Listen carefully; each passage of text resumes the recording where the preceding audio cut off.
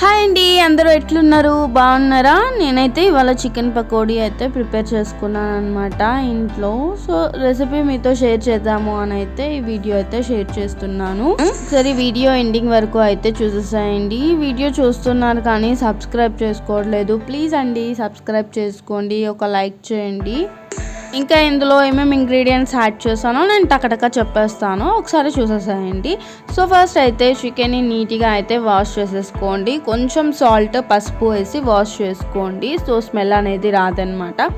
ఆ తర్వాత మనం తీసుకున్న చికెన్కి తగినంత కారం, తగినంత ఉప్పు, ధనియా పౌడర్, గరం మసాలా, చికెన్ మసాలా ఇవన్నీ అయితే వేసుకోవాలి. పసుపు కూడా యాడ్ చేసుకోండి, అల్లం వెల్లుల్లి పేస్ట్ కూడా యాడ్ చేసుకోండి. ఆ తర్వాత అందులో కొంచెం కార్న్ఫ్లవర్, కొంచెం బియ్యం పిండి అయితే యాడ్ చేసేసుకున్నాను అనమాట.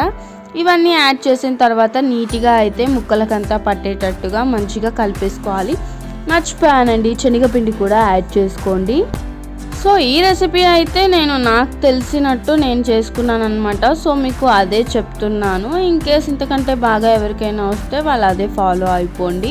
సో కలిపి పక్కకు పెట్టుకున్న తర్వాత ఇందులోనే చిన్నగా ఆనియన్స్ అయితే కట్ చేసి వేస్తున్నాను. ఆనియన్, పచ్చిమిర్చి. సో ఇది కూడా ఆయిల్లో ఫ్రై అయితే టేస్ట్ అనేది చాలా బాగుంటుంది అనమాట. సో ఇక్కడ వీడియోలో చూస్తున్న విధంగా ఇలా ఆనియన్స్, పచ్చిమిర్చి వేసుకొని ఒక లెమన్ అయితే పిండేసుకొని బాగా కలిపేసుకోండి. ఒకసారి మళ్ళీ బాగా కలుపుకొని ఒక హాఫ్ అన్ అవర్ అలా పక్కకు పెట్టేసుకున్నాను అనుకోండి. ముక్కలకి బాగా పడుతుంది అనమాట మసాలా అంతా. నేను ఇక్కడ చూస్తున్నాను కదా వీడియోలో, ఈ విధంగా కలిపి పక్కకు పెట్టేసుకోండి.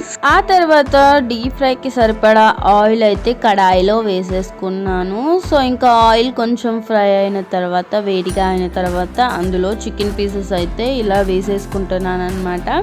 ఇలా వేసుకొని మనకి లైట్ గోల్డెన్ బ్రౌన్ కలర్ వచ్చేంత వరకు వేయించుకోవాలన్నమాట మీడియం ఫ్లేమ్లో పెట్టి. సో మనకి బాగా వేగిపోతాయి. మీడియం ఫ్లేమ్లో పెట్టాలి, హై ఫ్లేమ్లో కానీ లో ఫ్లేమ్లో కానీ పెట్టొద్దు. మీడియం ఫ్లేమ్లో పెట్టి బాగా ఇలా చికెన్ పీసెస్ అనేవి గోల్డెన్ బ్రౌన్ కలర్ వచ్చేంత వరకు వేయించుకుంటే మనకి వేడి వేడి చికెన్ పకోడీ అయితే రెడీ అయిపోతుంది.